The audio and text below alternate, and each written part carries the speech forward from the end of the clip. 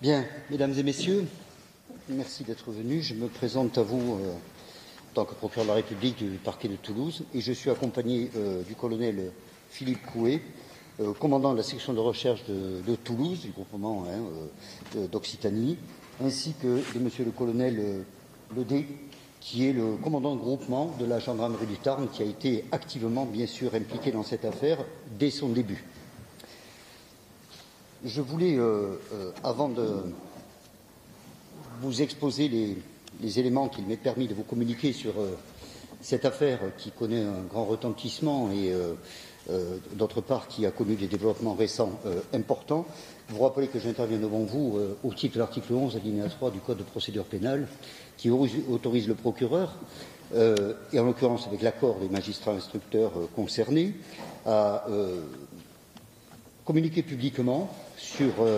des éléments d'un dossier, sans porter d'ailleurs d'appréciation sur les charges, mais en rappelant des éléments objectifs, puisqu'il s'agit ici de prévenir tout risque de divulgation d'informations parcellaires ou inexactes, ou encore, comme le prévoit le texte, de faire cesser un trouble à l'ordre public, ce qui ne l'est pas en direct ici, mais quand on voit l'émotion qu'a causée cette affaire à juste titre, puisqu'aujourd'hui nous sommes dans la configuration de l'homicide conjugal, semble-t-il, je crois qu'il est important aussi de rappeler deux choses en amont. La communication sur ce dossier a été volontairement retardée, en accord et à la demande avec les magistrats instructeurs, même si la couverture médiatique était importante, pour assurer l'intégrité et la sérénité des investigations qui ont été développées de manière parfaitement exceptionnelle par les gendarmes agissant sous l'autorité du juge d'instruction après avoir travaillé avec le parquet d'Albi, et qui ont conduit effectivement à ces développements les plus récents en ce qui concerne donc ce dossier qui part bien sûr de la disparition d'une personne et donc aujourd'hui trouve une qualification juridique. Je vous citerai simplement, pour vous donner une idée, des investigations qui ont été développées et les deux colonels qui m'accompagnent pourront compléter en tant que de besoin à tout moment et tout à l'heure en tout cas. Depuis l'ouverture de cette information le 23 décembre dernier par le pôle criminel du parquet de Toulouse suite à des saisissements du parquet d'Albi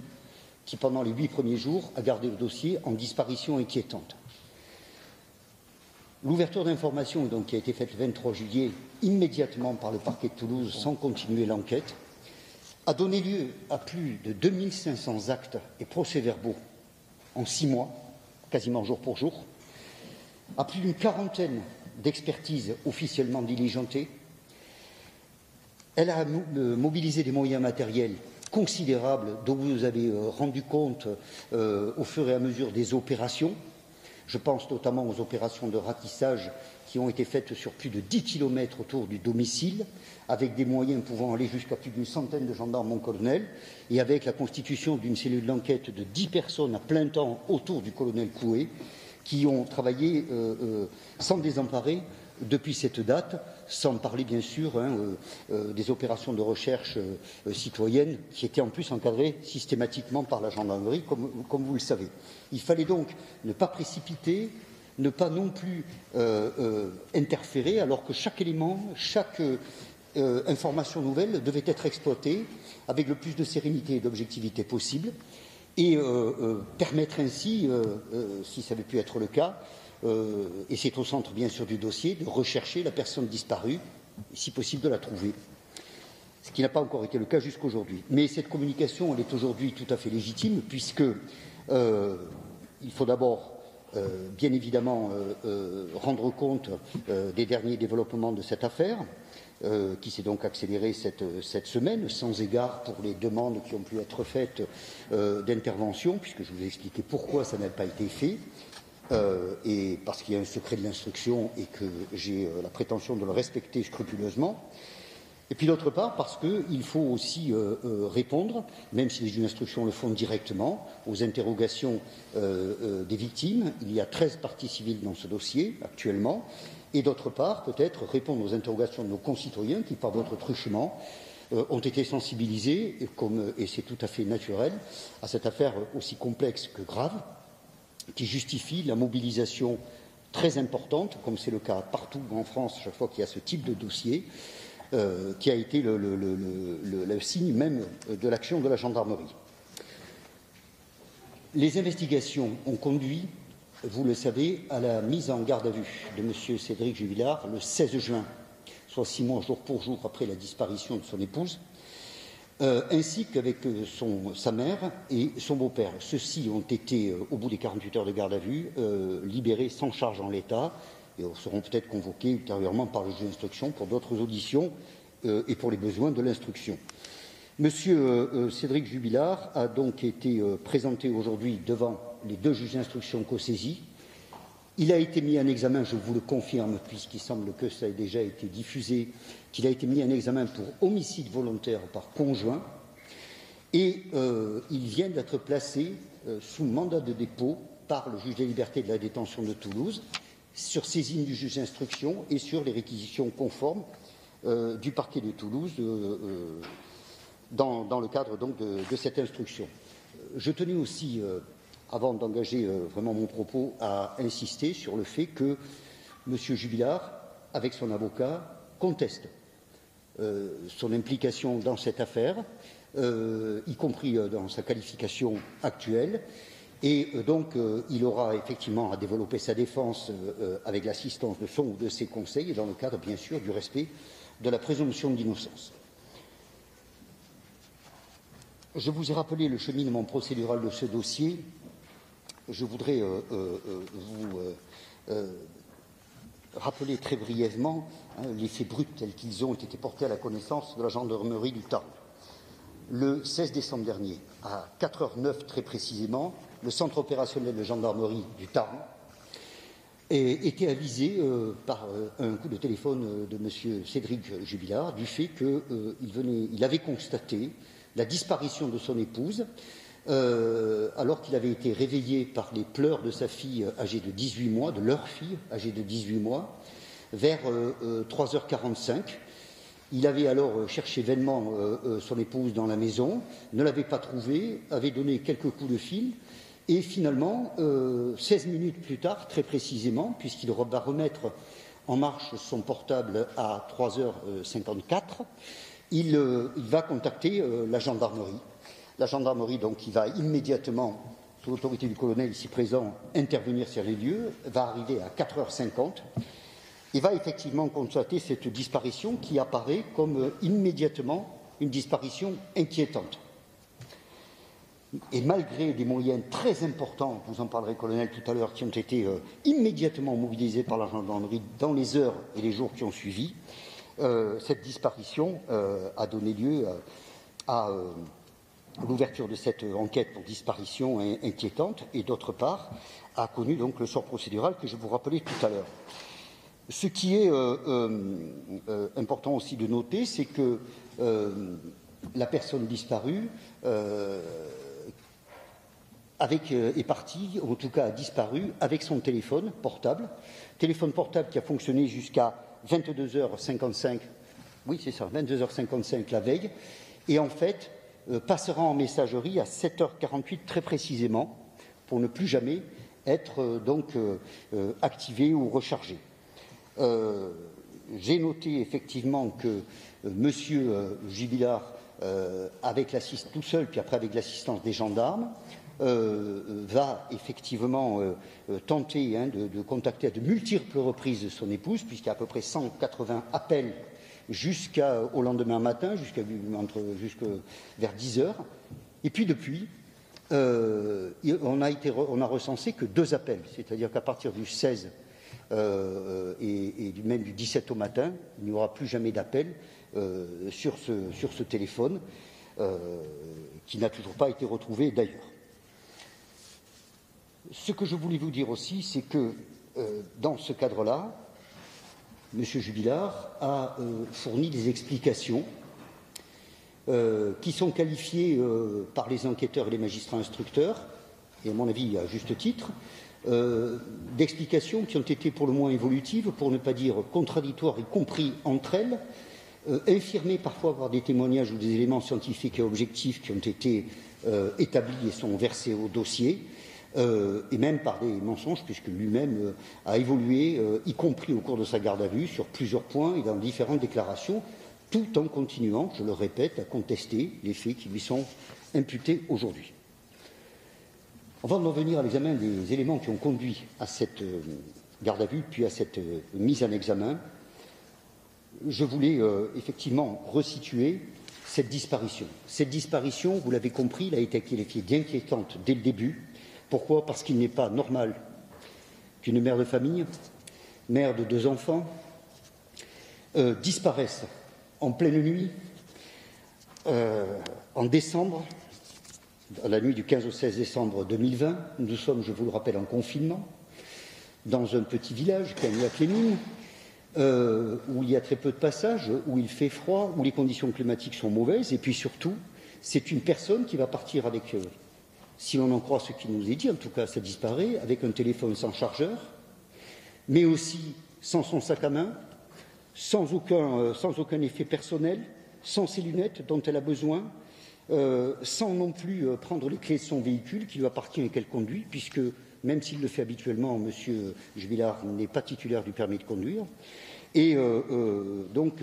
disparaître complètement. C'est une disparition qui, effectivement, de ce point de vue-là, est tout à fait inquiétante. Il a été établi aussi que c'est une disparition qui ne saurait être considérée comme volontaire. C'est un élément que j'avais pris en compte au moment de l'ouverture d'informations, parce que c'est apparu très vite, mon colonel, au vu des multiples actes que vous aviez diligentés, qui a été validé ensuite dans la poursuite des investigations. Ce qu'il faut retenir, c'est que vous avez déjà là l'exemple du travail considérable qui a été accompli. C'est-à-dire que la thèse de la chute ou de l'accident a été évacuée parce que le fait de partir dans la nuit comme ça, avec un téléphone dont on sait que la lampe torche n'a pas été activée, dont on sait qu'il appartient à une personne qui n'aime pas sortir dans le noir, qui n'a pas de raison de sortir à ce moment-là, est déjà un point particulièrement inquiétant. Donc chute ou accident exclu grâce non seulement au battu, mais aussi au travail exceptionnel de ratissage fait sur des kilomètres carrés, avec des plongeurs, des hélicoptères, des drones, des radars, des sondes qui n'ont jamais permis justement de retrouver cette personne. De même, la notion même de suicide ou de départ volontaire dans les conditions décrites de manière aussi brusque est en contradiction totale avec tous les éléments du dossier. Vous le savez, Madame Delphine Osguel, épouse Jubilard, était donc une mère de famille, une infirmière qui adorait son métier, était très appréciée par ses collègues, ils l'ont encore manifesté récemment, qui avait des amis, des proches qui la soutenaient, qui adoraient ses enfants, et n'avait strictement aucune raison, alors qu'elle préparait les fêtes de Noël, et qu'il n'y avait aucun problème de ce point de vue-là, de disparaître, et notamment en abandonnant ses enfants. Et puis surtout aussi, au-delà de sa vie familiale, elle avait aussi, vous le savez, un projet, puisque le couple était en voie de séparation et que Madame Jubilard avait effectivement le projet, dans les semaines qui suivaient, de quitter définitivement le domicile, de s'installer avec un autre homme qu'elle avait rencontré l'été précédent. Et à cet égard, en plus, elle avait engagé des démarches qui vont en totale contradiction avec une telle disparition, puisqu'elle avait pris un crédit pour acheter une voiture, elle faisait des recherches de logement, notamment sur Albi, à mon souvenir, elle avait la sécurité de son emploi, elle avait acheté des meubles, etc. etc. Donc c'était un projet de vie nouvelle, qui lui tenait à cœur, et elle avait d'ores et déjà, semble-t-il, au vu des éléments et des multiples témoignages recueillis, décidé de quitter son époux, et avait même engagé une procédure de divorce pour pouvoir justement avoir cette nouvelle vie avec ses enfants, et en quittant cette maison qui aurait été laissée donc à son mari, lequel, d'une part, le caractère parfois aléatoire de ses emplois, une consommation importante aussi de produits stupéfiants qui est très cher, et ses besoins financiers auraient été incapables effectivement d'assurer la continuité du paiement des échéances de ce domicile. Donc, en un mot, aucune raison objective, humaine, matérielle, affective, de partir dans ces conditions alors que des projets sont là, qu'ils prennent forme et qu'ils prennent corps. Confronté à ces éléments, M. Jubilard nous expliquera d'abord que, et jusqu'ici, qu'en réalité, cette séparation finalement se passait de manière non conflictuelle, qui s'était même rapprochée récemment, qu'il faisait chambre à part, mais que ça n'empêchait pas effectivement des échanges réguliers entre eux, et d'autre part qu'il ignorait que son épouse voulait le quitter pour un autre homme. Le problème, c'est que l'ensemble des éléments réunis, les témoignages et les investigations, ont permis d'établir que ces déclarations étaient complètement mensongères. Et je reviendrai tout à l'heure sur la prégnance du conflit, sur la séparation qui peut être relevée presque de l'ordre du mobile. Avant d'en venir à ces éléments concernant directement M. Jubilard, je voulais aussi dire que les enquêteurs ont travaillé de manière, j'allais dire, négative. C'est-à-dire ce qu'on dit dans le jargon, fermer les portes. Ils ont commencé par prendre l'hypothèse d'un enlèvement, puisque c'était bien la qualification qui était retenue. Donc, un travail énorme a été fait en ce qui concerne la circulation aux abords de ce village, dans recherche de rôdeurs, recherche de délinquants sexuels, consultation des fichiers au niveau de la région, contrôle routier, POPH d'autoroute dans les heures et les jours qui ont suivi, qui ont été multipliés. Donc le rôdeur a été écarté. Ensuite, les recherches se sont concentrées sur des gens que connaissaient ou fréquentaient ou avaient pu côtoyer Madame Osgel. Et là aussi, en premier chef, son amant a été définitivement mis hors de cause. Il était à 100 km le soir des faits. De la même manière, ce qui aurait été en plus complètement paradoxal, puisqu'elle allait s'installer avec lui. On a fait aussi le tour de ses relations passées ou de personnes qui avaient pu effectivement l'approcher, etc., qui eux aussi, mon colonel, et pour plusieurs, ont été mis hors de cause de manière, j'allais dire, irréfutable par des éléments à la fois de personnes, de constatation et d'éléments techniques. Il est quand même aussi révélateur que la garde à vue a été fixée le 16 décembre. Et le colonel me rappelait tout à l'heure que le 15 décembre encore, il recevait en retour des éléments très importants d'un point de vue technique qui mettaient hors de cause un certain nombre de personnes sur lesquelles ils avaient pu enquêter, et y compris d'ailleurs sur certaines déclarations de M. Jubilard, qui, même si ce n'est pas lui, c'est lui, allez voir de ce côté, etc. Ça a donc été fait. Reste que désormais, au vu des éléments que je vais vous exposer, c'est bien l'hypothèse d'une disparition criminelle qui est retenue et qui est privilégiée, avec toute conséquence sur les besoins de l'instruction qui va se poursuivre et dont le point focal reste effectivement la recherche de la découverte de Madame Osgel, épouse Jubilard, et qui va se continuer, bien sûr, au rythme que je vous ai indiqué tout à l'heure et qui est vraiment de très haut niveau, avec un investissement tout aussi important des magistrats instructeurs. C'est au vu de tous ces éléments, j'allais dire négatifs, qu'il y a eu cette évolution et cette garde à vue. L'hypothèse désormais, qui n'est pas une hypothèse, mais en réalité, l'analyse qui est faite au niveau de ces 2000 cotes, c'est qu'effectivement, on se trouve sur une présomption d'homicide, de crime à l'encontre de cette personne. Et ce crime, en l'état, mesdames les juges d'instruction, sur nos réquisitions conformes, ont estimé qu'il existait des indices suffisants pour qu'il soit matérialisé par la mise en examen, qui a été notifiée aujourd'hui, de M. Cédric Jubilard. Je vais aller à l'essentiel dorénavant, en vous rappelant d'abord que, s'agissant du couple Jubilard, contrairement à ce qui avait été dit et soutenu, y compris par l'intéressé, ce contexte de séparation était très conflictuel et donné lieu à de fréquentes disputes. Ce qui est bien expliqué par l'ensemble des témoins et de la famille, c'est qu'en réalité, Cédric Jubilard avait une très grande difficulté au point de vue affectif et matériel à accepter cette séparation, la vivait très mal, tentait même de reconquérir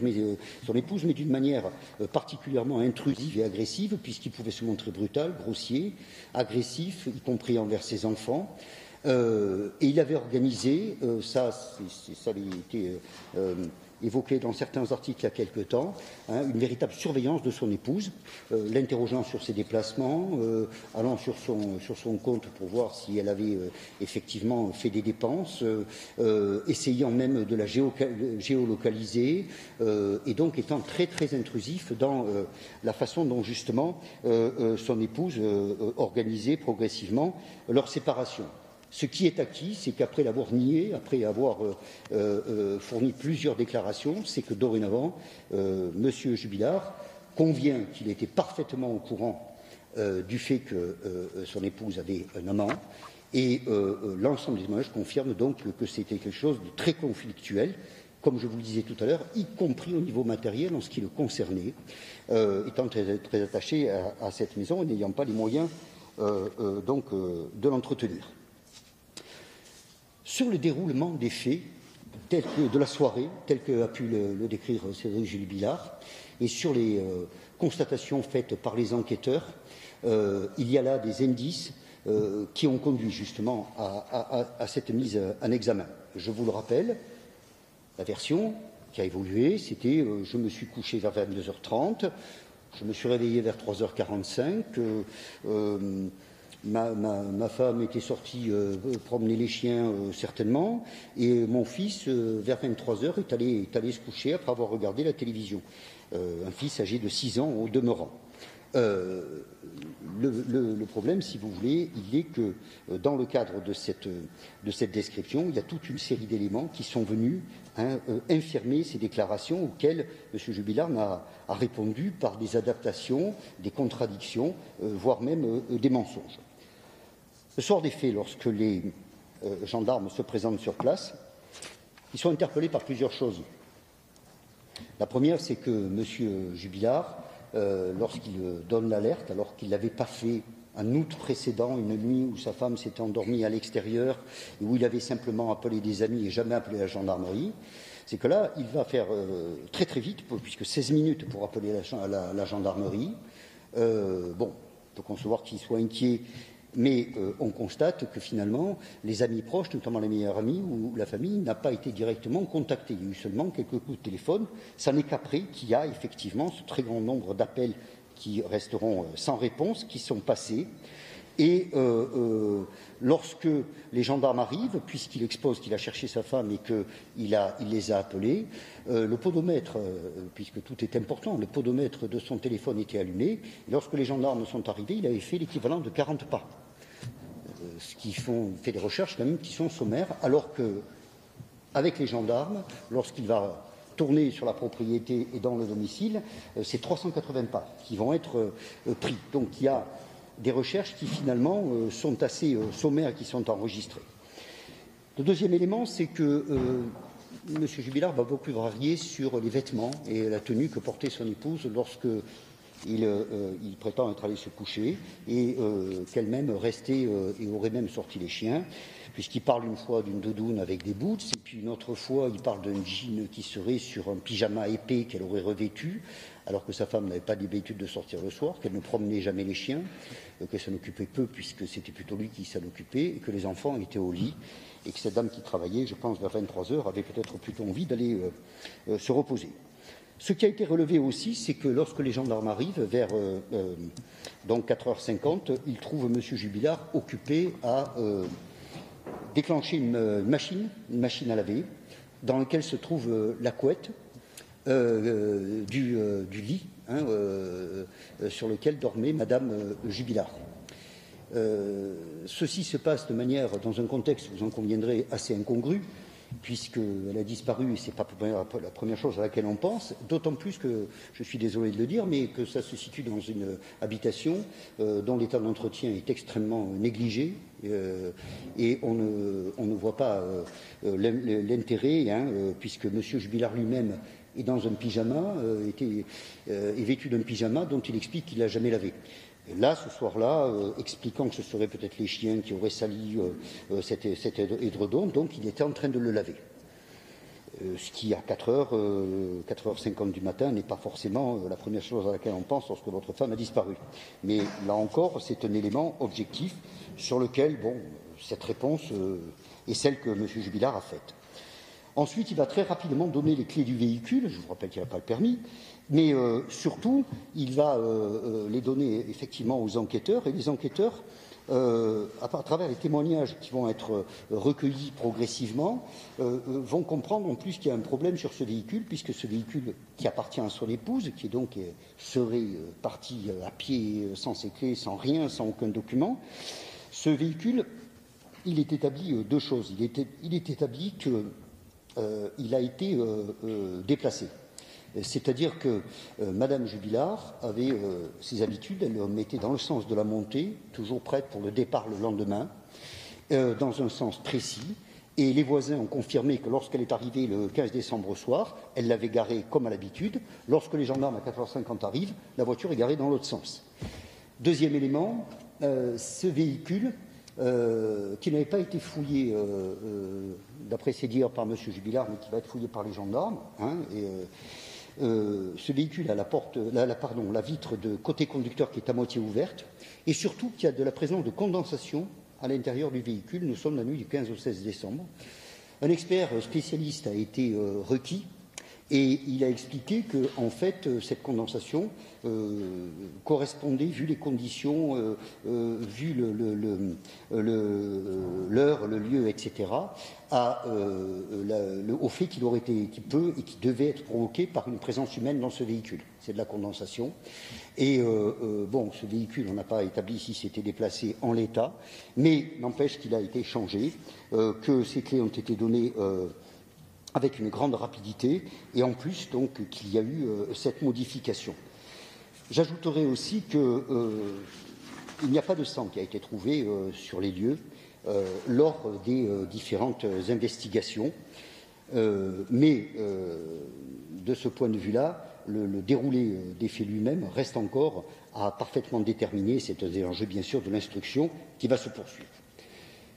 Je voulais rajouter pour terminer deux choses. La première, c'est que, en ce qui concerne les déclarations de M. Jubilard, il soutient encore aujourd'hui qu'il n'y a pas eu de dispute ce soir-là, que tout s'est bien passé, qu'ils sont allés se coucher, que donc après il s'est réveillé. Les enquêteurs ont réuni deux éléments qui sont, à mon avis, importants en tant qu'éléments objectifs à soumettre justement à l'appréciation de M. Jubilard. Le premier, c'est que son fils, âgé de 6 ans, qui a été entendu, a fait des déclarations selon lesquelles, vers 23 heures, lorsqu'il va se coucher, après avoir fait un câlin à sa mère, il entend entrer dans sa chambre, alors qu'il est réveillé, une violente dispute entre les parents. C'est un témoignage qui me paraît crédible parce que, dans le même temps, cet enfant, c'est un enfant de 6 ans, il ne faut pas l'oublier, cet enfant sait que sa maman est avec un monsieur, il le dit, il a même eu une visio, il l'a vu par visio, ils ont eu des échanges, il a accompagné sa mère lors de certains échanges qui pouvaient se faire de manière un peu dématérialisée, et avec toute l'innocence d'un enfant de 6 ans, il dira à son père que il a vu le monsieur, mais que c'est un secret de maman et qu'il ne lui dira pas. Donc ça me paraît quand même crédible parce que tout ce que je vous dis là est avéré par ailleurs, puisque effectivement il y avait ce qui n'était pas d'ailleurs un secret, mais cet enfant avait vu, avait compris, et il est formel sur le fait que ses parents se sont violemment disputés ce soir-là. Le mis en examen conteste, dit que cet enfant, son fils, doit confondre avec d'autres soirées, même si aujourd'hui il reconnaît que pour une séparation qui se passait très bien, il admet qu'il a pu être brutal, grossier et bousculer son épouse dans le cadre de leurs fréquentes disputes, puisqu'elles sont avérées maintenant. Et puis, au même moment, juste après 23 heures, les enquêteurs ont déterminé de manière formelle que deux voisines, une mère et sa fille, à 23h07 très précisément, après des investigations auprès des médias justement, parce que c'était par référence à une émission, une coupure publicitaire, on a pu dire que c'était 23h07 très précisément.